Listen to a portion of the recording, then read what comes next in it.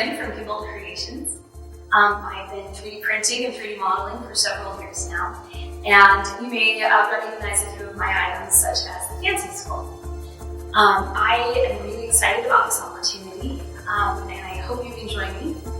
The amazing concept art we see here was done by Matt Armstrong, and everything else you see here was done by me. I don't need no stinking agency, I'm an agency, except without the layoffs.